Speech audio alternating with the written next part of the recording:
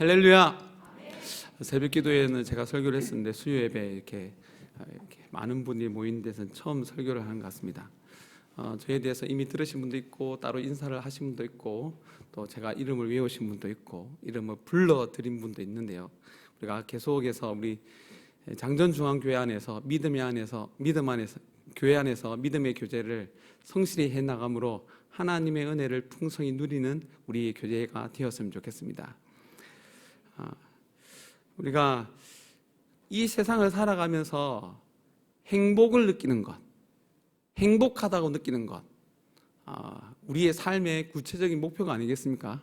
아무리 많이 가졌고 아무리 모든 다른 사람들이 부러워할 만한 것을 가졌다 하더라도 내 마음이 행복이 없으면 그것만큼 불행한 것이 없습니다. 그래서 어떤 기관에서 행복 열쇠를 찾기 위해서 실험을 했다고 합니다. 하버드 대학생들 그리고 빈민가 출신 학생들, 너무가 차이 나지 않습니까? 우리가 미국에 살지 않아도 가보지 않아도 하버드대 알아요, 그죠? 그만큼 유명한 대학교의 학생들과 또 빈민가 출신, 정말로 그 가정이 또 그 동네가 정말 어렵고 힘들어하는 그 학생들이 출신 두 그룹을 가지고 나뉘어 2년마다 심층 인터뷰를 진행했답니다. 그래서 계속 시간이 지날수록 이 친구들이 어떻게 사나, 또한 누가 더 행복하나 비교해 실험을 해본 것입니다. 연구자들은 당연히 예상하기를, 보통 실험을 할 때 예상을 하잖아요. 예상을 할 때에 학력이나 사회적 지위 등이 행복한 삶에 큰 영향을 준다라고 생각하고 실험을 진행하였습니다. 그런데 오히려 두 그룹을 비교해 보아도 그것과는 특별하게 많은 관련이 없었고, 행복을 느끼는 사람들의 특징이 하나 있었는데, 그 사람은 내가 힘이 들 때에 의지할 수 있는 사람들, 아무리 좋은 환경에 있다 하더라도 내가 힘이 들 때 의지할 수 있는 사람이 있다, 그 사람은 행복한 거예요. 눈에 보이는 그 요소가 아니라 그 관계 속에서 내가 힘들 때 의지할 수 있는 사람, 그 사람이 행복하답니다. 여러분들 주변에 그런 사람도 있습니까? 내가 힘들 때 말할 수 있는 사람. 저는 그런 관계가 여러분들 가족이 되었으면 좋겠고요, 이왕이면 부부가 되었으면 좋겠고요, 부부 또한 가족, 형제 자매, 이 가까운 사람이 가장 힘들 때 의지할 만한 사람이 되었으면 좋겠습니다. 그런데 오늘날 그렇지 않은 것 같아요. 아내를 향하여서, 남편을 향하여서 왼수라고 부른 적이 잘 있지 않습니까? 우리가 그런 사람이 있으면 행복한데요, 이왕이면 여러분들이 그런 사람이 되어줬으면 좋겠습니다. 그러면 여러분들을 통하여서 많은 사람들이 행복을 누릴 것이고, 또 행복을 누릴 뿐만 아니라 그것을 통하여서 어떠한 어려움도 고난도 넉넉히 이겨낼 것입니다. 받는 것보다 주는 것이 행복하다. 여러분들 알고 있었습니까? 모르고 있었습니까? 알고는 있는데 실천하기가 쉽지 않아요. 일단 우리가 행복해야 되고 그 행복이 넘쳐나야 다른 사람들에게 흘러갈 수 있습니다. 여러분들은 주변 사람들로부터 힘들 때에 의지가 되어줄 수 있는 믿음의 사람들이 되시기를 예수 그리스도 이름으로 축원합니다. 우리에게는 누가 있습니까? 예수 그리스도가 있습니다. 힘들 때 정말로 의지할 수 있는 예수 그리스도께서 우리 가운데 오셨습니다. 예수님께서 우리 가운데 오셨다는 것은, 예수님은 너무 거룩하신 분인데, 죄가 없는 분인데, 또한 여기 올 이유가 없는데 우리를 사랑하여서 우리를 괴롭히는 그 죄의 사슬을 끊어버리고 우리를 구원하시고 우리에게 참 행복을 주기 위하여 이 땅에 오셨습니다. 믿으십니까? 그 예수님을 믿으십니까? 그 예수님께서 우리 가운데 오셔서 가장 먼저 하신 것이 무엇이냐면 우리의 죄를 해결해 주셨어요. 어쩌면 우리의 눈에 보이는 문제를 해결해 주시기보다 더 먼저 예수 그리스도께서 이 땅에 오셔서 우리 하나님과 우리 사이를 갈라놓은 그 죄의 문제를 해결해 주시고 우리에게 다가오셔서 하나님의 그 은혜를 차고 넘치도록 베풀어 주셨습니다. 오늘 마태복음 말씀을 보았는데요, 마태복음 말씀을 한 글자로 요약하면 왕입니다. 왕. 예수님은 왕이시다. 왕. 또 세 단어로 요약하면 약속된 이스라엘의 왕이에요. 왕은 좋은데 어떠한 왕이냐면 하나님께서 우리에게 보내주시겠다고 또 이스라엘의 왕으로 보내주신다고 약속하신 왕이에요. 이 말씀은 구약 성경, 메시아를 보내주시겠다는 그 구약 성경의 요약이 예수님이라는 거예요. 그래서 구약 성경을 올바로 믿으면 누구를 믿는 것입니까? 예수님을 믿어요. 예수님이 구세주라는 것을 믿어요. 예수님이 메시아라는 것을 믿어요. 그래서 우리 찬양 가주 서중에 자주 나오는 거, 예수는 그리스도. 그리스도가 히브리어는, 헬라어로는 그리스도고 히브리어로는 메시아입니다. 예수가 메시아다. 구약 성경에 약속된, 하나님의 약속된 그 왕이 예수 그리스도다. 그래서 제가 새벽 시간에도 종종 말했습니다. 구약 성경을 올바로 믿으면 예수님을 구세주라 고백하는 거예요. 그럼 유대인들은 구약 성경을 올바로 믿지 않으니까 예수를 구세주로 믿지 않습니다. 구약 성경을 올바로 믿지 않고 자기 생각대로 자기 원하는 대로 믿고 있다는 거예요. 거룩한 하나님의 말씀을 들고 그 하나님을 믿는다, 하나님을 예배한다고 말하지만 하나님께서 말씀하신 대로 예배하는 것이 아니라 누구 생각대로? 사람의 생각을 따라, 또 다른 표현으로 하면 죄악을 따라 예배하는 거예요. 거룩하신 하나님의 말씀을 따라 예배하는 것이 아니라 사탄의 거짓된 속임수를 따라 거짓된 예배를 드리고 있다는 겁니다. 그래서 유대인들은 하나님을 믿는다고 말하지만 실제로 하나님을 믿지 아니하고 예수님은 뭐라고 얘기했냐면 사단의 당이다, 사탄의 자식들이다 고 얘기합니다. 하나님을 잘못 믿는 것이 그만큼 위험한 거예요. 예수님께서 그 유대인들을 향하여 사단의 자식들아, 이 욕이라고 할 수 있습니까? 사단의 새끼들아 이렇게 얘기하잖아요. 그죠? 하나님을 잘못 믿는 것이 그만큼 위험한 겁니다. 오히려 하나님을 안 믿는 것보다 더 위험한 것이 하나님을 올바로 믿지 않는 거예요. 올바로 하나님을 믿지 않는 자들이 올바른 믿음을 가진 예수 그리스도를 십자가에 못 박았고 올바른 믿음을 가진 교회를 핍박하였고 앞장서서 핍박하였던 것입니다. 그래서 우리는 예배를 드릴 때마다 우리 안에 바른 믿음이 있는지를 살펴보아야 됩니다. 그 예수 그리스도, 우리의 죄의 문제를 해결해 주신 그 예수 그리스도께서 우리에게 오셨고 우리에게 기적을 행하여 주셨고 약속된 이적을 행하여 주셨고 예수님이 우리의 메시아이라는 것을 계속해서 보여주었습니다. 그렇기 때문에 여러분들이 그 예수님을 믿고 이 예배의 자리에 나온 거 아니겠습니까? 예수님을 따라갈 준비가 되셨습니까? 따라갈 준비가 되셨습니까? 놀이 기구를 타면 어떻게 합니까? 딱 준비됐으면 정용차를 탄다 그러면 자 준비되셨습니까? 그러면 네 라고 얘기하잖아요. 그것처럼 여러분들 예수님과 함께 갈 준비가 되셨습니까? 준비가 되신 분은 아멘이라고 하면 외쳐볼까요? 준비가 되셨습니까? 아멘. 예수님을 따라가기 때문에 여러분들이 예배의 자리에 나왔습니다. 기도의 자리에 나왔습니다. 그와 같이 예수님을 믿는 제자들, 또한 특별히 부르심을 받은 제자들도 예수님을 따라갑니다.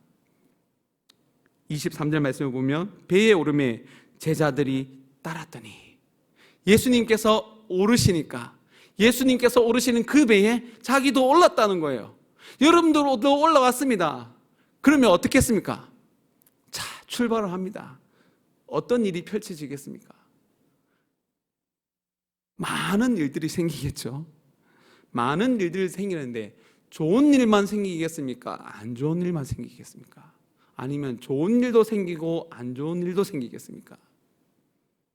이 상황을 보면 우리가 예수님을 믿지만 세상 사람들과 똑같은 삶을 살아갑니다. 아프고 사고도 나고 또 잘 되는 일도 있고 힘든 일도 있고 여러 가지 일들이 있습니다. 예수님을 따라갔음에도 불구하고 예수님이 탄 배에 같이 올랐음에도 불구하고 곧바로 어떤 문제가 생깁니까? 24절 말씀에 보면 바다에 큰 놀이 일어나 큰 문제가 생긴 거예요. 그 문제가 생겨나서 제자들이 보기에, 뱃사람들이 보기에 이것은 큰 놀이다. 또 심지어 이 놀이 보니까 어떻게 보입니까? 물결에 배가 덮이게 되었다라고 얘기합니다. 이것은 제자들의 생각이었습니다. 그죠? 그 상황을 잘 알고 있는, 배를 잘 몰았던 그 제자들이 보기에 이 놀은 그냥 이런 것이 아니라 배가 물결에 덮일 정도로 큰 문제가 생겼는데, 예수님은 어떻게 하고 계십니까? 배에서 예수는 주무시는지라. 예수님은 그 풍랑 가운데서도 주무셨다는 것은 안식을 누렸다는 거예요. 평안을 누렸다는 것입니다. 제자들이 보기에는 그 정도의 큰 문제라면, 이거는 그냥 죽을 문제고 도저히 해결할 수 없는 문제고 죽을 수밖에 없는 상황이라는 거예요. 그렇게 보이는 가운데서도 예수님은 뭐 하고 계십니까? 주무시고 계셨어요. 안식을 누리고 계셨어요. 그런 예수님이 이해가 되지 않았던 거예요, 제자들은. 자기의 생각으로, 자기의 판단으로 이 상황을 계산했을 때는 예수님이 도저히 주무실 수 없고, 오히려 그 예수님을 책망하듯이 예수님을 깨웁니다. 그죠? 예수님의 입장에서는 그 놀이, 그 풍랑이 예수님의 안식을 침범하지 못해요. 풍랑이 일어도 예수님은 안식을 누립니다. 왜냐하면 예수님은 죄가 없는 분이기 때문에. 그러나 그 제자들은 죄악으로 가득 차 있었고, 아직 생각하고 바라보고 우리의 현상을 살필 때에 죄악된 시점이, 연약한 것이 들어가 있는 거예요. 그 눈으로 보니까 이 문제는 죽을 수밖에 없는 문제이지만, 우리가 도저히 안식할 수 없는 문제이지만, 예수님은 그 문제 속에서도 안식을 누리고 계셨어요. 죄가 없는 분이시기에 아무리 큰 문제 속에서도 하나님의 돌보심과 하나님의 인도하심에 대한 온전한 믿음이 있기 때문에 그 속에서도 안식을 누렸습니다. 오늘 이 시간 여러분들에게 예수님께 있었던 그 안식이 여러분들에게도 넘치기를 예수 그리스도의 이름으로 축원합니다. 제자들은 도저히 이해가 되지 않았기 때문에 예수님을 깨웁니다. 예수님을 깨우면서 주여 우리를 구원하소서, 우리가 죽겠나이다. 이 믿음은 온전한 믿음이 아니에요. 그죠? 그렇지만 믿음이 있습니다. 그죠? 예수님을 깨우면 예수님이 우리를 구원하실 것을 믿기 때문에 예수님을 깨우면서 우리를 구원하소서, 우리가 죽겠나이다. 믿음이 있지만 온전하지 못한 거예요.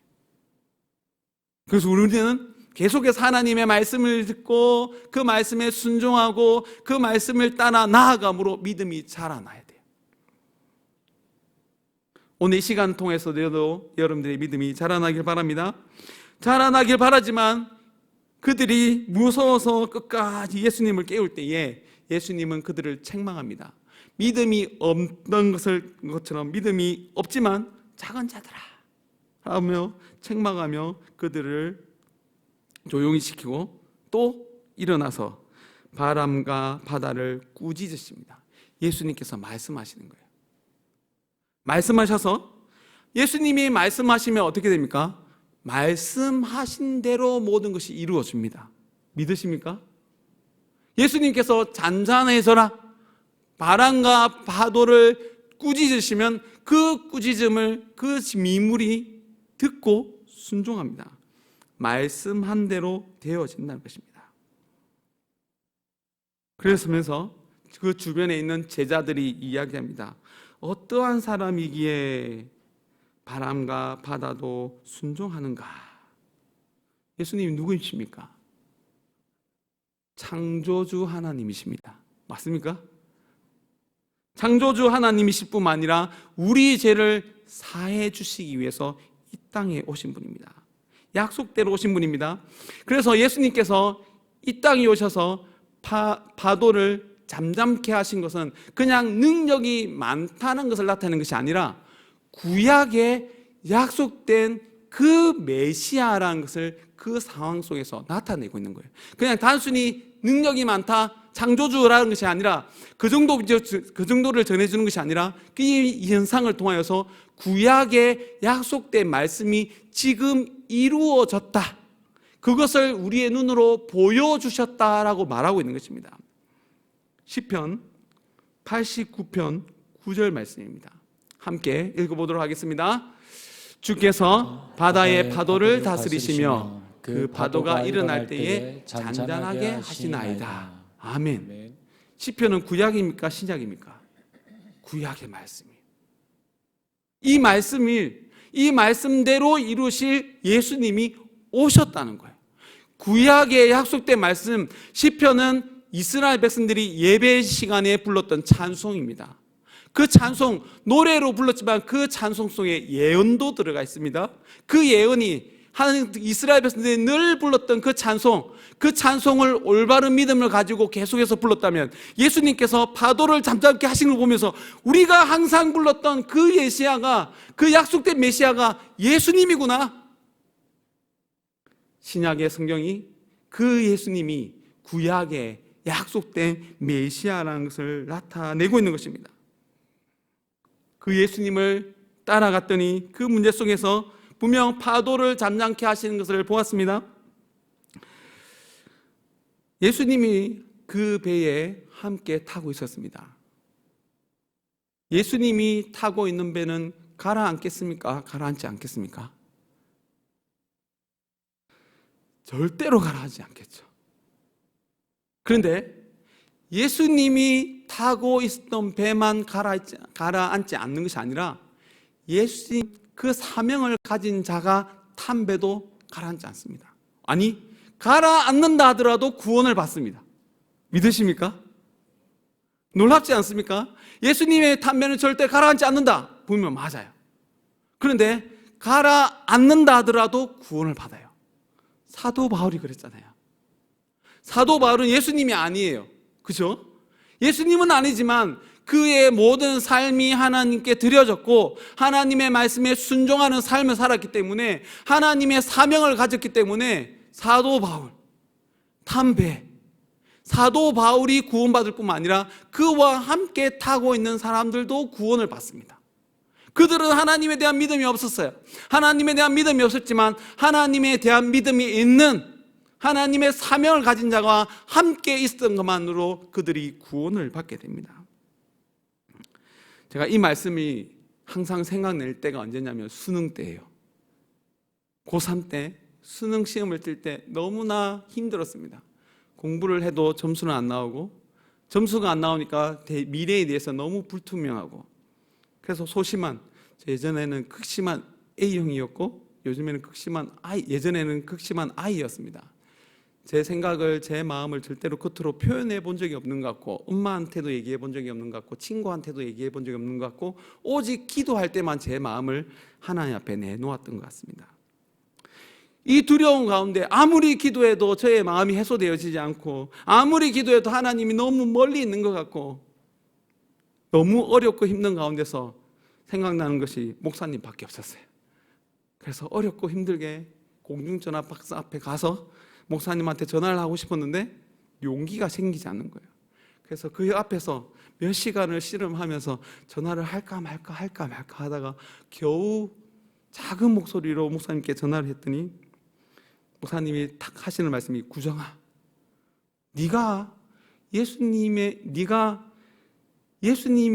타고 있는 그 배에 예수님이 함께 있으면 그 배가 가라앉겠나 가라앉지 않겠나? 여러분들 한번 대답해 보십시오. 여러분들이 타고 있는 그 배에 예수님이 함께 타고 계신다면 가라앉겠습니까? 그 배가 가라앉지 않겠습니까? 가라앉지 않는다고 생각하시는 분은 아멘. 근데 그 순간에 제가 마음으로는 아멘이 되는데 입술로는 아멘이 안 됐어요. 아멘이 안 되니까 목사님이 한 번 더 물으시더라고요. 구정아, 네가 대답해봐라. 그 배가 가라앉겠나 가라앉지 않겠나? 안 가라앉을 것 같아요. 작은 소리로 말했어요. 작은 소리로 말했지만 하나님께서 저 안에 저의 마음속에 믿음이 있는 것을 보시고 제 삶을 이끌어서 무사히 소원의 항구로 인도하시는 것을 경험하였습니다. 여러분들을 정말로 여러분들이 타고 있는 그 배에 예수 그리스도께서 있다는 것을 믿으십니까? 그렇다면 여러분들의 배는 절대로 가라앉지 않습니다. 더 놀라운 것은 그 배가 가라앉더라도 여러분들은 구원을 받는 하나님의 자녀들입니다. 끝까지 여러분들의 삶을 살아가 하나님의 놀라운 기적을 보여주는 여러분이 되었으면 좋겠습니다. 단지 우리는 책망을 좀 받습니다. 예수 그리스도께서 야단을 치십니다.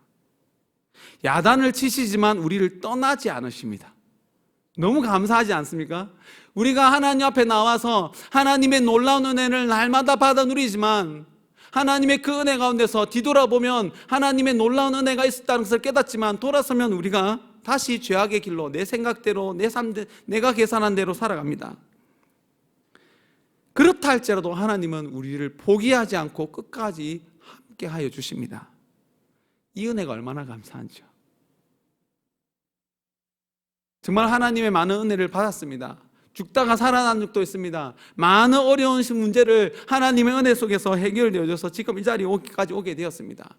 지난날에 그 놀라운 하나님의 은혜가 있었음에도 불구하고 오늘 닥쳐진 문제를 보면 여전히 예수님을 깨우는 신앙밖에 되지 않습니다.